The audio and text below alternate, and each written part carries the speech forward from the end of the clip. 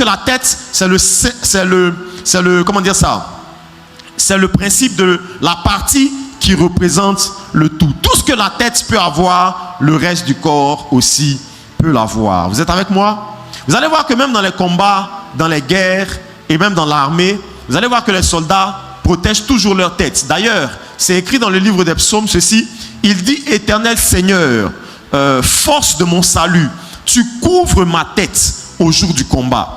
Parce que on peut se permettre de tout perdre. On peut perdre un bras, on peut être amputé d'un pied, on peut perdre un doigt au combat, on peut perdre, je ne sais pas, un membre, mais on ne peut pas se permettre de perdre sa tête. Parce que celui qui perd sa tête a perdu sa vie. Vous êtes d'accord avec moi? C'est pour ça que parmi les armes de combat spirituel également, quand on prend l'image des soldats romains, il y a parmi les armes du combat spirituel aussi le casque du salut pour protéger contre les traits enflammés de l'ennemi, contre les flèches de Satan. Et vous allez voir que quand on parle de tête, même bibliquement, vous allez voir que le corps n'a pas d'huile. Je répète, je dis le corps n'a pas d'huile. L'huile du corps, c'est l'huile de la tête. C'est ainsi que le psaume 133 dit que il oint d'huile ma tête et ma coupe. Vous êtes d'accord avec moi?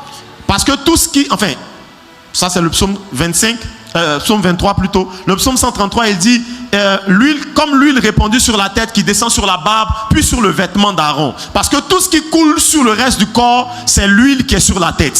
Je me suis rendu compte que le corps n'a pas d'huile. Le corps travaille avec l'huile de la tête. C'est pour ça que quand Jésus arrive, on va l'appeler le Christ. Le Christ, ce n'est pas son nom. Le Christ, c'est parce que dans les fonctions qu'il est venu jouer, il est venu être celui qui est le oint, celui qui a l'onction sur lui, parce que Christ devait être la tête pour que l'onction de la tête coule sur le reste du corps. Et nous aujourd'hui en tant qu'Église, nous travaillons en tant que corps de Christ avec l'huile qui a coulé et qui continue de couler sur Christ qui est la tête. Parce que, je répète, le corps n'a pas d'huile, le corps travaille avec l'huile. Psaume 23 verset 5, il dit: tu oins d'huile ma tête et ma coupe.